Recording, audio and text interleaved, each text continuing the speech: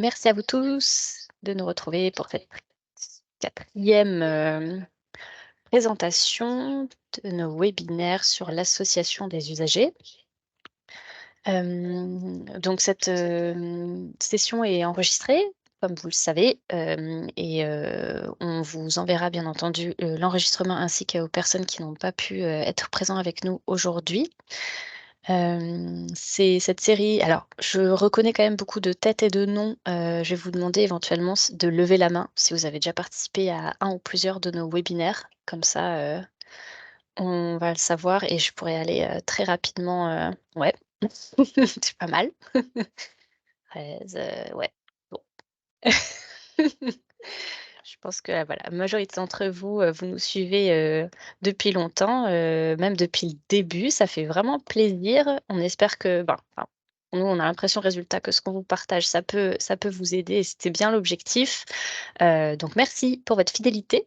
Très rapidement, donc on a pensé cette série de webinaires, entre collègues, de la région Grand Est et de la ville de Nancy. On travaille dans les services innovation de ces 2 collectivités, et on prolonge un peu le mois de l'innovation publique puisqu'on a commencé donc le mois dernier, on s'inscrivait dans cette programmation-là et on la prolonge jusqu'à fin décembre avec vous. Donc pour ceux qui n'auraient jamais entendu cette introduction, je vais quand même la refaire de manière très courte. Donc, en gros, on est parti du d'un constat partagé qu'il y avait de plus en plus d'injonctions à faire participer, des usagers, des citoyens, à nos politiques publiques, des injonctions à la fois de la part d'élus, parfois de la part de nos supérieurs, parfois même des envies qu'on a nous-mêmes, d'essayer de développer, ce genre d'association, d'usagers à nos projets, mais on ne sait pas toujours comment s'y prendre, comment, cadrer tout ça, comment organiser tout ça et traiter après ce qui va en sortir. Donc là, vous avez déjà assisté pour la plupart d'entre vous à nos 3 premiers webinaires qui parlaient vraiment de la préparation, de l'amont et là on passe à l'après. Qu'est-ce qu'on peut faire de tous ces éléments qu'on récolte en associant, les usagers à nos projets et on a la chance d'avoir, là un retour d'expérience, sur un projet, de la métropole de Nancy qui va être très, très éclairant, sur cet élément-là. Donc sans plus attendre, je vais passer la parole à Lina et je vous remercie encore de votre présence avec nous aujourd'hui. Merci Mathilde, merci à tous, d'être là aujourd'hui. Donc, petit rappel des bonnes pratiques si, vous ne souhaitez pas prendre la parole, merci d'éteindre vos micros dans la mesure du possible afin de pas parasiter potentiellement les échanges. Comme le disait Mathilde, on va être aujourd'hui sur un retour d'expérience un peu approfondi sur une concertation qui a eu lieu sur le territoire métropolitain du Grand Nancy. Il y a peu de temps et ça me permet d'accueillir, Rachel Cordus qui est avec nous aujourd'hui et qui a été, la coordinatrice et le chef d'orchestre de cette grande concertation, qui nous en dira beaucoup plus et ce qu'on vous propose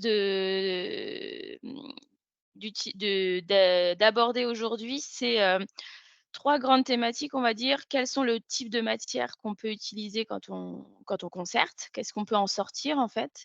On vous propose aussi d'aborder le sujet du numérique avec les fameux civic tech qui sont de plus en plus présentes dans les concertations, dans les consultations, enfin, toutes ces nouvelles technologies qui ont émergé maintenant et qui nous permettent d'échanger avec nos usagers et une troisième partie sur comment, à l'issue d'une concertation, on a tout un tas de matières de différentes, couleurs, formes, voilà, beaucoup de choses qui peuvent émerger et comment on transforme tout ça en aide à la décision pour nos élus. Donc sans plus attendre, je vous propose, d'accueillir avec moi Rachel Cordus, donc qui est chargée de mission démocratie participative à la métropole du Grand Nancy. Et peut-être Rachel, en quelques mots, tu peux nous indiquer quelles sont tes principales missions et puis, tout de suite après, on entrera dans le vif du sujet avec le fameux P2M, donc le plan métropolitain des mobilités, qui est Ouais. la concertation dont on vous propose, d'éplucher les contours aujourd'hui. OK, merci. Bonjour à tous. Peut-être vous rappeler enfin, l'organisation un peu administrative de mon service. Donc, 3 personnes, donc une équipe très resserrée. Une feuille de route sur le mandat qui est arrivée très rapidement, donc en janvier 2021, avec la nouvelle équipe en place, qui travaille l'articulation qu'on connaît bien tous dans le monde de la concertation, le triptyque élu, technicien, citoyen.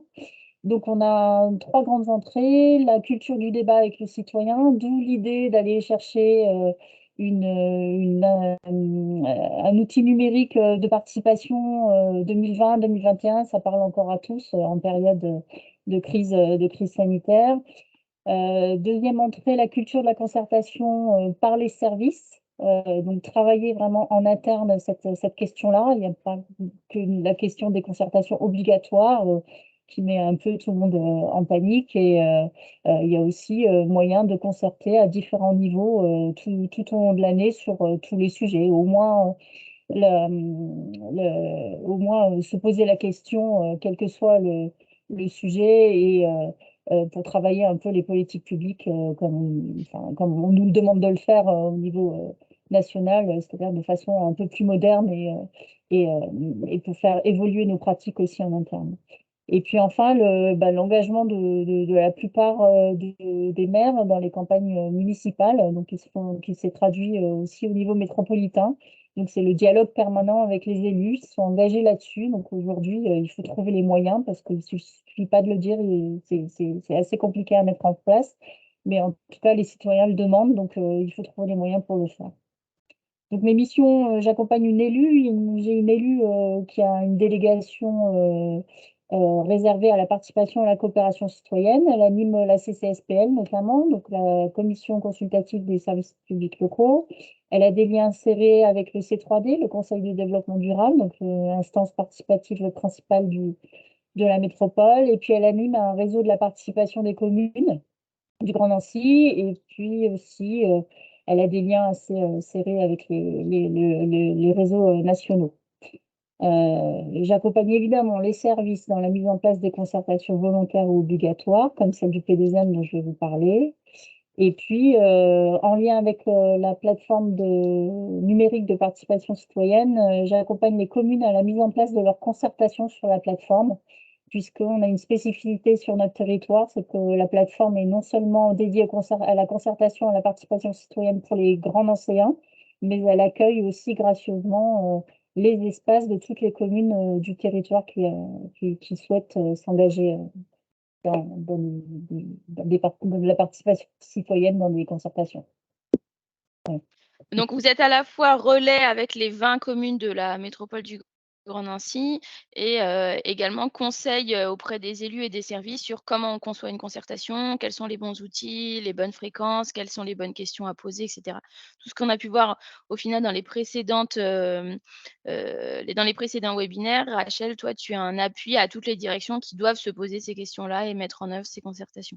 Alors, on ne le dit pas trop fort parce que vous imaginez bien qu'une seule personne pour 20 communes, ça ne va pas être possible. Je ne suis pas la chargée de concertation de toutes les communes, mais effectivement, c'est un appui. Et là, c'est plutôt sympathique parce qu'on se nourrit les uns les autres. Ça rebondit sur le deuxième axe de ma feuille de route, faire évoluer les pratiques à l'interne des services. Voilà. Et c'est assez sympathique. On se voit on voit aussi que quand on se connaît mieux les uns les autres, la concertation, enfin, on en a moins peur. Les démarches deviennent quelque chose de plus sensible, de plus agile, et on peut se parler les uns des autres de comment mettre en place les choses. Encore faut-il avoir un peu le temps pour le faire. Ça aussi, c'est à faire progresser dans les services. Alors du coup, ça nous permet d'enchaîner sur le fameux P2M qui a été une des grosses concertations de début de mandat, sur le territoire nancéen. Est-ce que sur, donc P2M, un plan métropolitain des mobilités, je prendrai souvent l'acronyme parce que c'est son petit nom, son petit surnom. Donc le P2M, est-ce que tu peux en quelques phrases nous en redire, quelle a été la commande au final? Pourquoi cette grande concertation? Quels étaient les enjeux? Avant d'entrer tout de suite dans la méthodo, on va dire? Alors en fait, il s'agissait de travailler la vision stratégique et prospective de l'organisation des mobilités en général sur le territoire. puisqu'on était sorti d'une grande concertation sur la ligne 1. Vous avez peut-être suivi de près ou de loin l'épopée du tram à Nancy. Donc un équipement qui venait à terme de sa longue vie très coûteuse et pas complètement super fonctionnel. Donc il fallait se projeter sur un nouvel équipement et les élections étant arrivées, l'équipe précédente avait opté, après une grande concertation très compliquée, hein, très conflictuelle, pour le renouvellement, enfin la mise en place d'un tram. Et la nouvelle équipe ayant pris sa place avait décidé de tout remettre à plat. Donc il n'était plus question de tram. C'était passage à un autre équipement, un trolley, mais mise à plat carrément du réseau. Donc c'est dans ce contexte-là qu'est arrivée la concertation sur le P2M. Donc l'équipe Avec les municipale. enjeux de la avec les enjeux de la place des mobilités douces, Oui, au niveau du bassin de vie, enfin, c'était pas finalement que ouais, le réseau de transport en commun, c'était plus non. largement sur un bassin de vie, comment on se déplace. Oui, en fait, l'équipe, enfin, je dis municipale au départ, parce que c'est vrai qu'il n'y a pas d'élection directe, hein, pour être une équipe métropolitaine. Donc, l'équipe municipale de Nancy s'était engagée quand même durant la campagne sur notamment des aménagements cyclables, sur un développement plus avant des transports en commun. Mais donc, tout ça était au cœur du sujet. Le report modal, c'est-à-dire qu'on voit bien tous, on a tous conscience que l'emprise de la voiture, qu'elle soit en mobilité, enfin en mouvement ou en stationnement, a pris des proportions énormes sur l'espace public dans les villes. Et je peux rajouter à ça l'enjeu de la transition écologique. La qualité de l'air, la réponse aux urgences climatiques. On voit que la ville aussi n'est plus confortable. Enfin, c'est compliqué quand il fait trop froid, quand il pleut trop, quand il fait trop chaud. Enfin, toutes ces questions-là sont venues se percuter et finalement sont au cœur du P2M d'une façon très générale. Alors si tu peux nous en dire plus sur ce fameux P2M, combien de temps il a duré? Comment il s'est organisé? Et puis, qui a accompagné la métropole du Grand Nancy? Alors, cette concertation aurait dû durer de avril à l'été.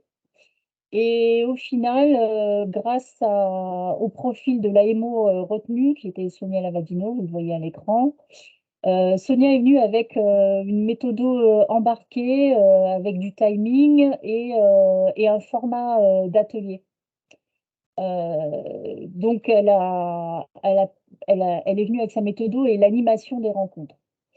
Donc, Peut-être qu'on finalement, peut faire un petit focus sur le choix de ouais, l'AMO, Rachel, qui a été ouais, un peu spécifique parce que Sonia Lavadino, tu me le rappelais, elle est à la fois géographe et anthropologue. tout à Donc fait. et au moment où on a lancé l'appel d'offres, alors moi je faisais également partie du jury, on a eu 2 réponses et vraiment, bah, Pas vraiment différente. opposées, Ouais. très Mm. différentes, voilà, dans le sens où on avait eu un cabinet, avec plutôt des urbanistes, qui avait, une méthode très figée, on sentait que c'était des trucs qui roulaient, qui faisaient ça très régulièrement et cetera. Et à l'inverse, Sonia qui venait, avec une agence de communication uniquement, avec son profil de géographe anthropologue et qui disait clairement à nos élus: «Moi, votre méthode, je ne vais pas l'écrire tout de suite parce que je ne connais pas encore le territoire, je ne connais pas vos parties prenantes, je ne connais pas vos réseaux.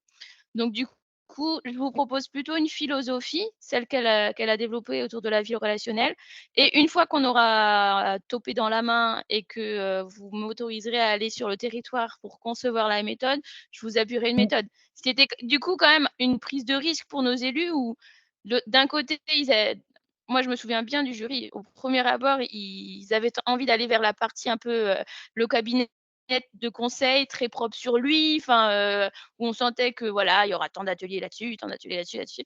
Et nous, techniciens, on se disait: «Oui, mais c'est quand même intéressant ce qu'elle dit, l'autre dame».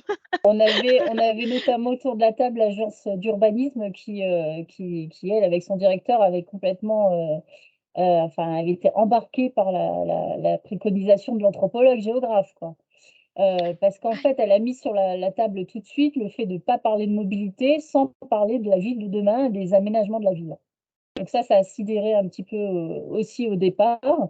Mais quand elle a expliqué sa méthode, ce que vous voyez là à l'écran, en fait, elle a développé une méthode autour de la ville relationnelle. Donc évidemment, on parle mobilité, mais on parle, surtout, espace, public retrouvé et aménagement de la ville de demain. Donc, à partir de là, elle a pour qu'on puisse parler de la ville relationnelle, elle a développé, un principe autour de 7 figures de ville.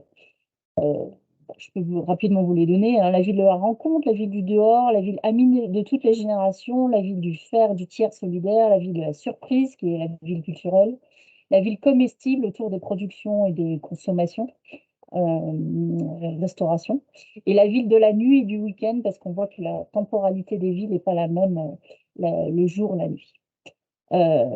Donc pour commencer, à travailler avec, les partenaires, puisqu'on a fait ces 7 ateliers par, visioconférence. Donc on ne pouvait pas avoir, comme ça, de façon très ouverte, des réflexions. Donc on a commencé par, acculturer et travailler avec les partenaires du territoire, qu'ils soient, associatifs, puis on voit bien, hein, c'était assez classique, le milieu économique, social et environnemental, en gros. Même si on est tous d'accord, je crois, autour de la table, le milieu économique est plus difficile à mobiliser en mode, hybridation. Donc ils n'étaient pas complètement présents, mais on avait une forte présence associative, sociale et environnementale. Donc peut-être, Lina, si tu en es OK, commencer à développer un peu les données. En fait, on a travaillé Ouais. avec Scalen, donc avec l'agence, d'urbanisme, est venue, proposer, via, des cartographies, des éléments un peu stats, des connaissances sur, la géométrie du réseau des routes et des espaces publics. Donc on partait tous avec le même niveau d'information et puis, des informations objectivées. Et la deuxième sur les modes actifs et le repérage des problèmes. Donc en fait, à partir des études et des données, d'entrée existantes, sur l'usage de la marche, sur le développement du vélo, et l'existant en matière d'aménagement cyclable. Donc il était permis aux participants de développer en fait des synthèses critiques, pour faire, évoluer les choses et, au fur et à mesure, identifier concrètement des lieux sur le territoire, qui seraient susceptibles d'être aménagés d'être en position d'évolution. Voilà. Donc en fait, tous les 7 premiers ateliers qui étaient autour des 7 villes, 7 Mmh. typologies de villes relationnelles étaient vraiment pour remettre au même niveau, de connaissance, le territoire, mais au sens où, on travaillait aussi sur les imaginaires. Sonia Lavadino a une banque de données internationale, vraiment De dingue. immense, et que du coup à chaque thématique, elle nous offrait les données du territoire avec des cartes, avec des trames vertes, bleues, avec tout ce qu'il fallait en visuel pour qu'on s'approprie le territoire, et après elle nous faisait développer notre imaginaire sur qu'est-ce qui se passe ailleurs sur ce type de mêmes problématiques en quelque sorte. Oui, parce qu'en fait, dans les premiers ateliers, rapidement, et ça, c'est parce qu'on enfin, on développe, la qualité de nos concertations, mais quand même, certains ont encore l'habitude de dire: «Mais oui, mais en matière de finances, ça passera jamais, oh oui, ce que fait Metz, on ne peut pas le faire ici», enfin, ce genre de choses. Et ben là, Sonia Lavegno nous a mis en position carrément, non seulement d'aller voir à Metz ou à Épinal ce qui s'y passe, mais en plus d'aller voir à Montréal, d'aller voir à Copenhague et même, enfin, elle a fait le tour du monde, quoi, dans les préconisations. Ce qui a coupé l'herbe sous les pieds du: «Ah ben non, c'est pas possible, ça c'est pas adapté, ça se fera jamais, ça c'est trop coûteux» et cetera. Non, heu, elle leur a dit, de toute façon, les décideurs sont les élus. Je ne sais pas si tu te souviens, Lina, mais on avait toujours un aller-retour avec des élus qui étaient présents dans ces ateliers. Il n'y avait pas de position de retrait. La position de retrait, c'était de laisser l'espace critique, enfin, les gens s'exprimer, échanger. Mais à la fin, il y avait toujours un moment où Sonia Lavadino donnait la parole à l'élu pour ne pas répondre à chacun, mais par rapport à ce qu'ils avaient trouvé, eux, en faisant une synthèse de ce qui s'était passé dans l'atelier, ce qu'ils, eux, avaient retenu, et puis politiquement, peut-être une réponse si quelqu'un était venu vraiment critiquer fortement telle ou telle démarche du PDIM. On a une question dans le chat, du coup, je me permets de te la poser, Rachel. Est-ce que tu sais si Sonia Lavadino avait son benchmark déjà, parce qu'elle avait déjà bossé avec d'autres villes, où elle a fait ce benchmark en fonction des problématiques et des spécificités de Nancy? Non, elle avait son benchmark parce que d'abord, elle travaille avec le monde entier, donc elle voyage beaucoup, donc elle a beaucoup de matières qui lui appartiennent, donc elle le partage avec nous. En fait, elle a son benchmark embarqué avec son concept des 7 villes, des 7 figures de la ville. Mais après, d'une réunion à l'autre, et ça c'est sa force, c'est qu'en fonction des questions spécifiques de Nancy, elle était capable de venir avec des propositions à chaque fois un peu plus resserrées. C'était quand même fort de sa part. J'avance un peu, alors n'hésitez pas, hein, si vous avez d'autres questions, bien sûr, on est là pour y répondre, en direct live, comme vous le voyez. Il y a eu donc ces 7 ateliers avec plutôt ce qu'on appelle les réseaux constitués, donc plutôt le monde associatif, économique, etc. Et puis il y a eu après toute une deuxième étape sur la rencontre aussi avec la vraie vie des vrais gens et des vrais Nancéens et grands Nancéens et Nancéennes qui prennent leur vélo, qui voilà. Donc peut-être tu peux nous parler de cette deuxième phase? Oui, je vais juste répondre à Oriane parce que Oriane, c'est oui, oui. C'est-à-dire que vous me posez la question de est-ce qu'elle partageait des réalités d'autres pays? Oui, mais c'était pour développer l'imaginaire des participants pour que eux se projettent sur le territoire de Nancy et des 20 et enfin, des 19 communes autour. Donc c'était un exhausteur. Voilà. Oui, alors différents publics concertés. Donc là aussi, la difficulté de l'époque, hein, confinés, pas confinés, les plus âgés qui faisaient un peu attention à eux, etc. Les participants partenaires privilégiés durant les ateliers en visioconférence, ça, j'ai envie de dire, c'était assez simple au final. 2 assises de la mobilité qui ont été 2 temps forts sur l'espace public. Donc pour la première grande entrée qui était l'entrée cartographique, d'aller repérer un peu les endroits qui méritaient de se pencher un peu plus précisément, où il y avait une urgence aussi pour les gens, pour leur confort, leur sécurité, s'ils étaient à pied ou à vélo. Enfin, voilà, resserrer ces éléments cartographiques. Donc là, c'était les assises ont été ouvertes à absolument qui voulait. Il y a une campagne de com, on était sur l'espace public, donc on avait le tout venant qui pouvait bien participer. Et puis peut-être une originalité, il y a eu des ateliers des maires. Donc ça aussi, c'était pas imaginé au départ, mais ça s'est fait par la suite. À un moment, les maires ont pratiqué le même exercice. C'est-à-dire qu'on voyait bien qu'il y avait des attracteurs du côté de Nancy, mais ça a aussi forcé un peu tout le monde à se dire ben, la ville relationnelle et puis le P2M, ben, c'est bien tout le territoire, donc ce n'est pas que la ville-centre. Donc projetez-vous tous. Donc c'était un peu des ateliers, je vous dis, un peu surréalistes, hein, parce que moi, j'avais jamais connu ça. Donc Sonia venait avec ses gommettes dorées, avec ses bouddhas dorés, et puis elle disait au maire, ah ben voilà. Quand vous sortez en famille, etc., vous allez où? Identifiez-moi sur le territoire. Quand vous sortez avec vos enfants, vos petits-enfants, vous allez où? Enfin, elle a développé un peu le relationnel des élus aussi sur une carte, un peu comme elle a fait avec tous les autres. Et c'était plutôt pas mal parce que ça les a mis en situation non seulement de décideurs, mais aussi de citoyens. Voilà, comment Ça les a sortis un peu du côté un peu financier, échéancier, etc. Elle a aussi permis à eux de développer leur imaginaire et de se confronter les uns aux autres, entre voisins, par zone du territoire. Voilà, donc est-ce que j'oublie quelqu'un? Le grand public, les partenaires, les élus. Donc là, voilà, on est là-dessus. Donc cartographie. Donc on a resserré. On est parti au début de la méthode sur 300, 400 points, puisque on avait demandé aux rapporteurs, aux animateurs, hein, enfin aux rapporteurs des ateliers en vidéo, de noter aussi dès qu'il y avait un endroit concret de notre territoire qui était abordé. Donc tous ces points ont été mis sur une carte. Et ensuite, on a fait travailler les services par rapport au développement, aux travaux de voirie, etc., à resserrer, enfin à enlever tous les points qui ne feraient pas, on le savait déjà, ne feraient pas l'objet d'une évolution, d'un aménagement sur ce mandat-ci. Et donc, on a resserré sur une trentaine d'endroits qui, eux, ont été soumis au maire. Et eux ont resserré encore sur environ une quinzaine de lieux.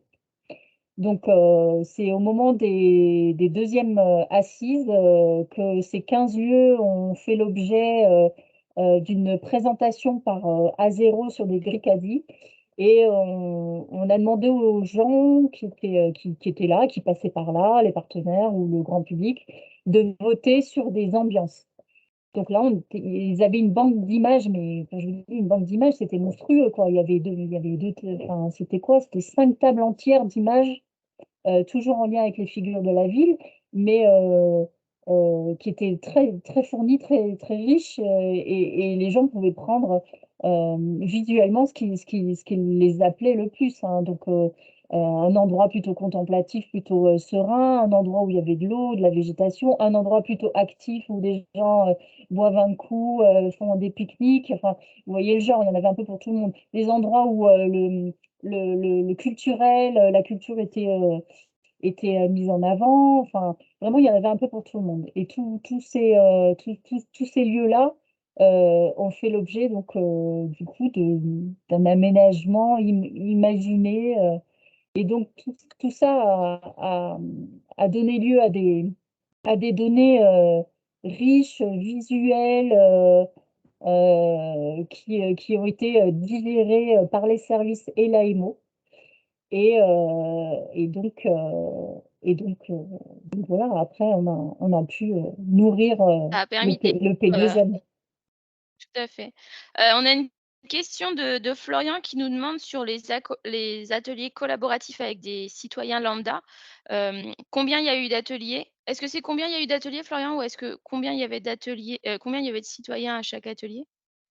Enfin, à la fois, donc, est-ce qu'il y a combien d'ateliers avec les usagers lambda, on a pu faire? Donc, tu as évoqué les 2 assises, Oui, les 2 donc ce assises qu'on où a appelé nous il y a eu beaucoup de monde parce que on a fait un village des partenaires aussi. Bon, après, on était un peu excentré, on était au Charmois à Vendeuvre, mais on était dans un endroit agréable, un parc sur la période de l'été ou juste avant l'été, tout début juillet de mémoire. Donc, il y avait du monde qui passait. On avait prévu des comptes pour les enfants, pour que les adultes viennent travailler et que les enfants soient, eux, occupés pendant ce temps-là.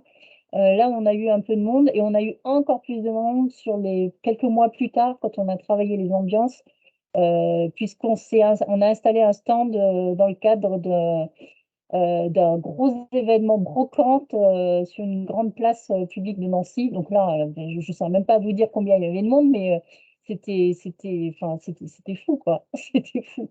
Et ça marchait plutôt bien. Donc, les donc élus étaient présents aussi. Donc, en gros c'était.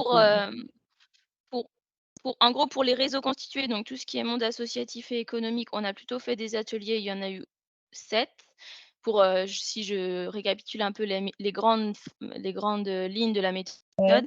Et je sur dirais 9, hein. la partie citoyen et grand public, on va dire, on a eu 2 journées, dédiées au Deux, P2M sans dire que c'était ouais. des journées P2M. On s'inscrivait dans un événement de la ville, qui brassait énormément de monde, mais par contre, on en profitait pour solliciter nos usagers, sur des temps courts de, «Dites-nous ce que vous verriez, sur ce carrefour-là comme ambiance», voilà. Toujours avec la même méthode, les images, à coller et puis, beaucoup de monde, des services et des élus mobilisés pour répondre aux questions des gens qui étaient pas du tout au courant de cette grande concertation. Donc il a fallu aussi, oralement, discuter longuement avec les gens pour leur expliquer la démarche et ce qu'on attendait d'eux et ce que ça allait devenir. Voilà. Et puis finalement, il y avait ces 2 grands temps-là avec le grand public et puis, je vois, c'est vrai, les micro-trottoirs sur le vécu, les envies d'évolution d'un lieu. En fait, il y a eu aussi une démarche sur une journée où sur 5 ou 6 sites, repérés, Sonia et ses équipes sont allées à la rencontre des gens qui passaient par là et donc il y a des anecdotes un peu rigolotes quand même parce que quand on est allé du côté d'Artem, pour ceux qui connaissent le territoire, donc avec un arrêt du tram, situé à cet endroit-là, donc c'était typiquement, enfin ça passe par l'avenue Général Leclerc qui est une avenue qui fait, je crois, près de 4 kilomètres, et donc une grande ligne droite, donc qui est empruntée par le tram évidemment, une plateforme, à l'époque, par le tram, donc une plateforme dédiée en site propre et des gens qui marchaient aussi à cet endroit-là parce que les trottoirs sont très étroits de chaque côté et une voie, circulant de voitures, donc très empruntée par les modes actifs, en fait, entre 2 trams et donc Sonia Lavadino revient vers moi en disant: «Ah mais ça, c'est génial, vous avez trouvé, un endroit, super où les modes enfin, cohabitent, et cetera». Donc, moi, j'ai dû lui préciser que en fait, tout ce qui était cohabitation était complètement interdite, même les vélos étaient interdits sur ce site propre, mais qu'en fait, les gens se sont complètement approprié la chose et on le voyait bien, hein, le tram arrivait, il mettait un petit coup de klaxon, les gens s'écartaient, le tram passait, hop, ça se resserrait, les gens revenaient, sur la plateforme. Donc, voilà. C'était aussi, une prise avec la réalité. Il y a ce qu'on met sur le papier et puis il y a la Et réalité. l'usage à la confrontation des Ouais. règlements. Mmh. Mmh. On a Peggy dans le chat qui nous demande si c'était vraiment des photos en illustration ou si c'était Ouais. plutôt des outils visuels ou Non, voilà. c'était des photos. C'était vraiment des photos. Alors après, en outil visuel, ce qu'on avait aussi, tu l'as précisé au début, Sonia Lavagino est venue avec, Monono, donc une petite équipe, de graphistes, paysagistes, urbanistes, enfin, c'est des gens qui savent un peu tout faire et qui font aussi de l'animation concertation. C'est eux qui ont fait les micro-trottoirs et ils s'occupaient de faire la synthèse d'absolument tout ce qu'on organisait nous. C'est-à-dire que pour chacun des ateliers qui étaient réservés aux partenaires, on partageait, les éléments, partagés par, Sonia Lavadino étaient remis à cet endroit-là, les vidéos, les images et puis, on avait systématiquement une synthèse, très sympathique, avec des croquis, des écrits, du verbatim, qui étaient mis à disposition de tout le monde. Vous pouvez aller voir, hein, sur la plateforme, l'espace, n'est jamais fermé sur Oui, c'est ce que je te notre proposais de plateforme. faire, Ouais. on Mmh mh. on fait un ça nous permet de faire un mini focus sur le numérique parce qu'au final, cette Ouais. concertation a eu quand même un fort pendant, numérique. Tu parlais d'hybridation tout à l'heure, mais c'est tout à fait Mmh. ça. Il y avait ce qui se passait, avec les gens en chair et en os et puis il y avait ce qui se passait avec les gens, derrière leur écran. Donc Mmh. la ville de Nantes la métropole du Grand Nancy, comme l'a dit Rachel en début de webinaire, a mis à disposition une plateforme, qui a été développée initialement par la ville de Barcelone, qui s'appelle Decidim, qui est une plateforme de démocratie participative et donc la métropole, la met à disposition des 20 communes, qui la composent et chaque ville peut, du coup avoir son propre espace et monter ses concertations numériques dans cet espace-là. Je sais qu'à à la région, vous en avez une également. Je vous laisse en faire la promo dans le chat car je n'ai pas du tout son titre là tout de suite en tête. Mais je sais que vous faites également la même chose et on a eu du coup tout un espace dédié au P2M qu'on voulait peut-être vous montrer rapidement parce que ça a été poussé vraiment, dans ses grandes, vraiment ses grandes fonctionnalités. Il y avait, donc un aspect actualité, on retrouvait l'agenda, le fameux agenda des ateliers avec la carte pour savoir ce qui se passait et où et comme le disait, Rachel, chaque atelier était ensuite documenté avec à la fois les photos qui étaient associées à l'atelier et le compte rendu qui recensait toutes les infos qui avaient émergé pendant l'atelier. Le « à votre rencontre », c'était plutôt pour le coup les éléments grand public et donc on voit le temps des assises mobilité 2 avec la fameuse synthèse faite par, heu, la, l'agence de com qui suivait Sonia Lavadino, qui est des choses extrêmement ludiques, extrêmement compréhensibles, qui réutilisait beaucoup les verbatims des différents usagers et qui illustrait à chaque fois les propos. Voilà, enfin, je pense que vous avez le même, type d'usage à la région, mais n'hésitez pas si vous avez des questions sur ces éléments-là. Et on avait également la possibilité pour le grand public de faire des propositions en ligne. Le nôtre n'est pas open source. Oui, alors tout à fait, on a la chance d'être, sur une plateforme, open source et de logiciels libres, donc on est très contents. Et les usagers, du coup, avaient la possibilité de faire eux également des propositions, en fait, dans le cadre de ce fameux P2M, des propositions de réaménagement de l'espace public en respectant les 7 thématiques, développées par Sonia Lavadino dans le cadre de la ville relationnelle. Est-ce que tu veux ajouter quelque chose, Rachel, sur ce petit Oui, focus sur la plateforme? je reviens toujours à ma feuille de route, le débat citoyen, là, cet onglet proposition, il est super important parce que nous, de fait, on modère. Ça m'est jamais arrivé. Je jette un coup d'œil, mais en tout cas, j'ai jamais eu à modérer les choses. Les gens peuvent être un peu tendus parce qu'ils sont passionnés par leur avis et ils ont une opinion. Si c'est argumenté, c'est quand même mieux. Mais ils ne se jettent pas des insultes à la figure. Donc ça, c'est une bonne nouvelle quand même sur la pratique de l'outil. C'est quand même sympa. Et puis peut-être ce qu'a permis aussi le numérique, c'est que je voudrais revenir sur Scalem qui nous a accompagnés sur l'agence d'urbanisme. Et ça ils ont aussi ils nous ont permis d'acculturer un peu le visiteur de la plateforme en produisant 4 petites vidéos. Mieux comprendre les enjeux de la mobilité, mieux comprendre les concepts clés du territoire, mieux comprendre les déplacements. Enfin, ça, c'était vraiment sympa à avoir comme ça sous la main, puisque, encore une fois, puisqu'on parle concertation et qu'on veut embarquer le plus de monde possible, on sait bien qu'il y a des gens qui lisent pas 2 pages, 3 pages, 15 pages, 300 pages non plus. Donc, il y a des gens qui ont peut-être des difficultés à lire. Enfin, il ne faut pas oublier aussi, on a une population étrangère hein, qui parle parfaitement bien, mais qui a peut-être des difficultés à lire.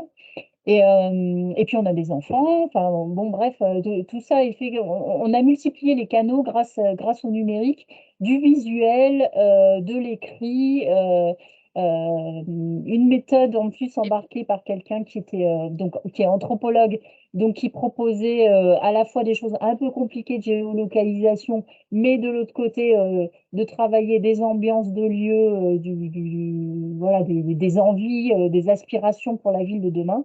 Et tout ça, ça a donné quand même quelque chose d'assez. Enfin, on en est assez content. Et puis, je rappellerai juste que cet espace plateforme sur les assises de la mobilité, ça a été le premier. On venait d'avoir la plateforme. Donc, on est allé tout de suite sur un mastodonte de la concertation, en fait. Et voilà. Ça a été très, très bien, très fréquenté. Et pas très bien fréquenté, ça j'en sais rien, mais ça a été très fréquenté. Et encore aujourd'hui, l'espace n'est pas fermé. Et on voit qu'il y a encore des gens qui contribuent en fait. Donc ça, c'est plutôt rigolo. Avant de continuer, on a des petites questions dans le chat, peut-être donc pour, Kadour qui nous demande de rappeler la commande initiale. Donc la commande initiale, si je la fais, rapidement, c'était de repenser les mobilités à l'échelle du bassin de vie, Grand Nancéen, notamment dans le cadre d'une nouvelle équipe ayant fait des promesses sur l'intégration des mobilités douces dans le cadre de vie. Et dans un contexte également de changement de moyens de transport en commun, avec l'arrêt du tram qui deviendra maintenant un trolley, pour répondre à la question suivante qui sera un trolley sur pneus et non plus sur rails électriques. Voilà. Oui, on était vraiment sur la vision stratégique et prospective de l'organisation des mobilités. Donc, on remettait les réseaux à plat. Donc, depuis, les réseaux enfin, sont apparus et Pour n'ont pas été finir, forcément concertés ouais, jusqu'au bout. ça avance. Pour finir peut-être, sur le dernier petit quart d'heure qui nous reste, Rachel, tu peux peut-être nous expliquer comment, à l'issue du coup de cette large concertation qui a duré plusieurs mois et qui a généré beaucoup de matière en fait sur ce sujet-là, comment cette matière, elle a été transformée en aide à la décision, politique finalement et comment cette décision politique s'est matérialisée, dans le cadre de ce P2M? Alors, en fait, l'innovation, ça a été d'embarquer, et pas seulement dans des copines, mais d'embarquer les élus en responsabilité, évidemment, dans les copines, mais d'embarquer l'entièreté, l'ensemble des maires des communes, vous l'aurez compris, dans la démarche. Donc, à partir de là, chacun a pris ses responsabilités en disant, bon, ben voilà, on a la méthode arrivée sur des aménagements candidats, des lieux candidats à faire évoluer. Et donc, pour que eux aient dernier mot, c'est d'un travail avec les maires et les élus qu'est arrivé un ensemble de 9 lieux. Donc, ils sont devenus de candidats, ils sont passés à démonstrateurs. Et donc, il y a un engagement dans une délibération de novembre 2021 à développer l'aménagement de ces 9 lieux durant le temps du mandat, selon les préceptes de Sonia Lavadino. C'est-à-dire que rien n'est gravé dans le marbre. On sait que ces lieux sont identifiés comme des points, alors en lien avec les mobilités, hein. Ce sont des grands carrefours, des hubs de transport en commun, ou des endroits qui sont des trams, des trams vertes, en fait, où on sent bien qu'il y a de la marchabilité, il y a du square, enfin, il y a de la végétalisation à trouver, parce qu'il y a une discontinuité de ces lieux-là. Donc, il y a des aménagements à trouver pour du confort thermique tout du long, et puis et encourager le report modal vers les modes plus actifs. Enfin, voilà, ces 9 lieux donc, font partie d'une partie intégrante de la libération du P2M. Et le bilan de la concertation, qui a repris toute la méthode, euh, a été annexé à la délibération. Donc ça, c'est quand même fort. Et aujourd'hui, puisqu'on est 2 ans plus tard, on ne voit encore rien, on ne voit pas de coup de pelleteuse. Mais donc on s'est rapproché du service du transport et de la mobilité pour savoir où ça en était. Et en fait, c'est en cours de réflexion, c'est entré dans la culture, et ils n'oublient pas l'engagement qu'ils ont pris lorsqu'ils ont délibéré en 2021. Et aujourd'hui, dans le cadre des travaux de la ligne 1, il y a les premiers lieux candidats font l'objet de réflexions. Et, euh, et donc, je pense qu'à un moment, on va redéboucher sur des concertations peut-être plus circonscrites autour des riverains et des usagers de ces lieux. Rachel, on a une question intéressante de Claire, dans le chat qui nous dit: «Comment au final les élus ont vécu que cette concertation très large a été mise en œuvre et qui finalement il ne s'agissait plus d'une simple, remise à plat du réseau de transport?» Ça a dépassé Ouais. totalement ce cadre-là. Alors, tu le disais pour ceux qui étaient dans le COPIL, il y a eu un moment de sidération, hein, en se disant, mais où est-ce qu'on va, où est-ce qu'elle nous emmène? Mais rapidement, et ça c'est la personnalité et c'est la méthode forte qu'a développée Sonia Lavadino, elle embarque. Elle embarque, et puis elle met tout le monde devant ses engagements. Enfin, elle rappelle à tous qu'ils sont décideurs, ça veut de faire la ville, mais elle rappelle à chaque fois les enjeux de transition, les responsabilités des uns et des autres, pour que, au final, évidemment, ce soit le citoyen qui se retrouve dans un endroit vivable et confortable, parce qu'elle projette les gens à 2030, à 2050, voire au-dessus, au-delà si elle, si c'était encore entendable, mais au-dessus de 2050, c'est pas, c'est peu entendable par les élus. Et oui, elle rappelle toujours qu'en fait la mobilité est un prisme de lecture de l'espace public, mais on ne peut pas parler mobilité si on ne parle pas, dynamisme économique à cet endroit-là, si on ne parle pas, place de l'enfant à cet autre lieu-là. En fait, elle refait du lien à chaque fois qu'on abordait un bout de territoire Elle refaisait du lien avec: «Oui, mais sur ce territoire-là, vous avez tel service public, telles et telles associations, vous avez ci, vous avez ça, donc c'est des gens qui font du sport, donc c'est des gens qui vont travailler». Enfin, elle Mmh nous mh. remettait tout de suite dans la vraie vie.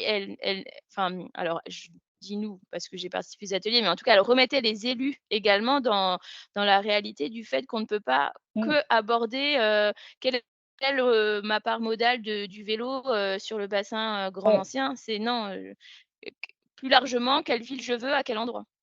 Mais je vois qu'il y a encore des questions et des incompréhensions là sur la commande. Non, au contraire, la commande a été respectée. Elle a été, elle est, enfin, elle a évolué dans la façon de réaliser les objectifs. Mais, les objectifs, les critères, les indicateurs, les objectifs de report, modaux, tout ça a été abordé et a été, objectivé et chiffré ensuite, par les services. Mais c'est bien le travail en amont de la ville de demain et comment on fait évoluer l'espace public qui a permis, d'arriver à l'objectivation et le chiffrage, des objectifs en matière de report modal. Ce qui paraît quand même très fumeux, enfin très sympathique, très ludique.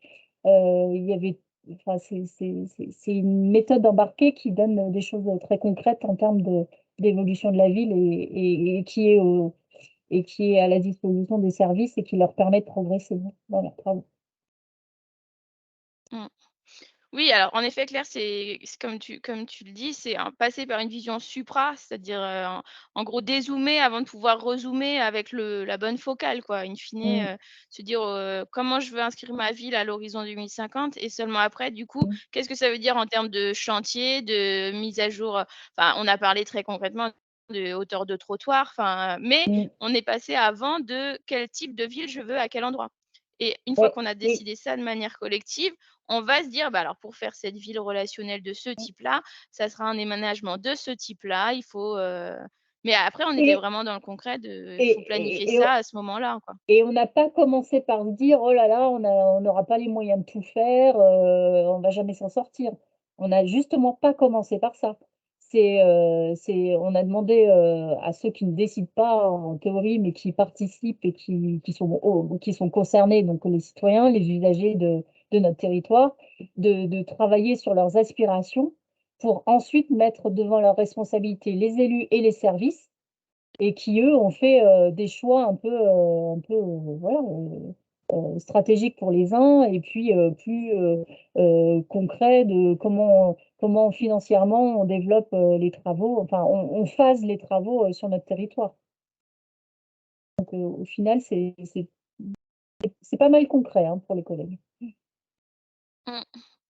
Je vous ai, mis peut-être sur l'écran des choses qui vous parleront, plus parce que c'était, le type d'outil qu'utilisait, Sonia pour l'arbitrage en gros de de ce que pouvait être un aménagement.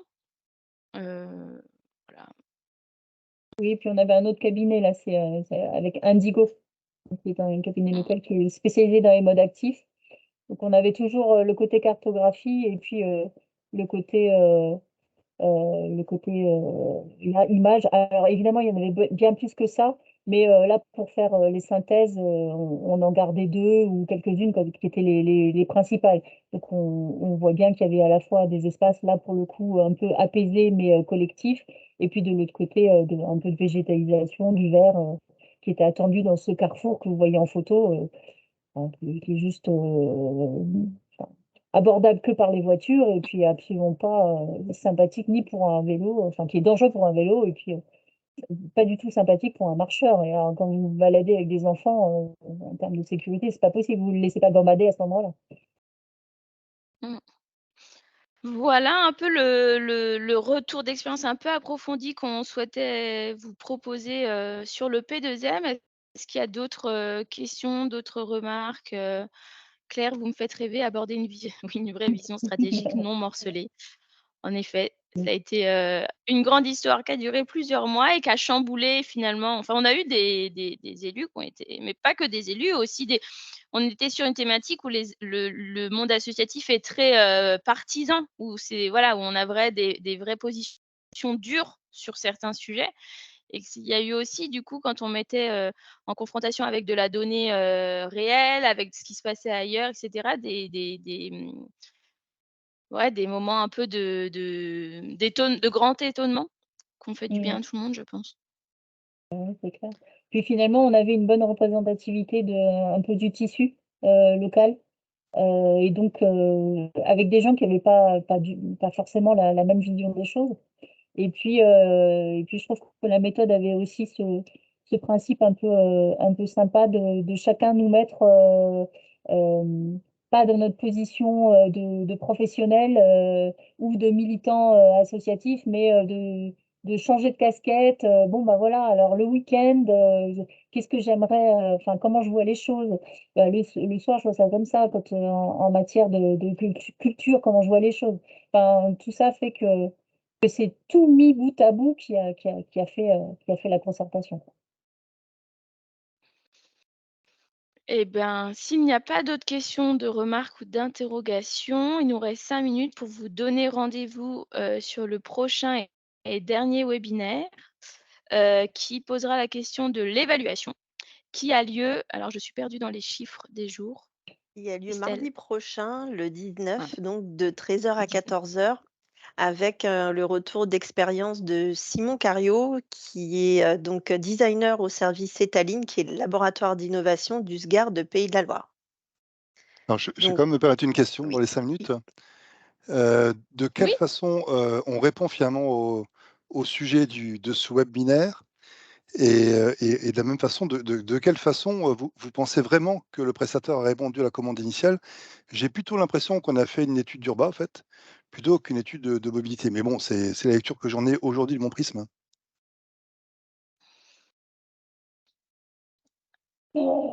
Qui Alors dure je pense bas, que c'est peut-être un peu mmh, dur de restreindre ce qui a été fait à l'urbanisme parce qu'au final, les livrables, c'est vraiment une délibération qui acte sur les parts modales, mmh, prévues à la fin du mandat. Donc on n'est pas vraiment dans l'urbanisme, on n'a pas planifié des travaux. On a mmh. plutôt planifié des objectifs en termes de report modal, donc pour le coup, on est sur des aspects de mobilité. Et après sur l'objectif du webinaire, c'était que vous montrez, à travers un exemple comment différents types de matières peuvent être manipulées, peuvent aussi émerger dans le cadre d'une concertation, et comment ces matières-là peuvent permettre la rédaction d'un livrable, politique qui sont généralement des délibérations dans nos instances délibératives. Mais Et dans ce après, cas hési précis peut-être dans ce oui? cas précis, nous, enfin, c'était les données cartographiques étaient super importantes. Ça aurait pu en rebuter, plus d'un, mais elles ont débouché un deuxième travail qui était, sur, la récupération, le recueil de données, plus sensibles, on va dire.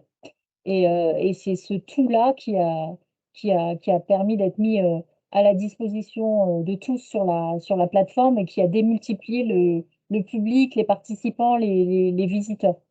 Et donc, c'était une façon pour nous, de mettre à disposition et enfin d'acculturer, de recueillir et grâce à la plateforme, voilà, de construire, tous, à tous une politique, enfin un peu une politique publique.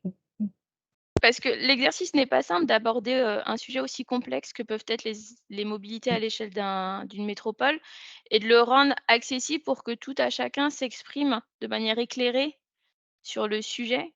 Il est aussi là le challenge, je pense, quand on fait de la concertation. C'est comment on arrive avec les sujets complexes qu'on manipule, à faire en sorte que, nos concitoyens, nos usagers puissent quand même s'exprimer de manière éclairée pour, se rendre compte des enjeux, des impacts et cetera et vraiment avoir une concertation, qui serve à quelque chose.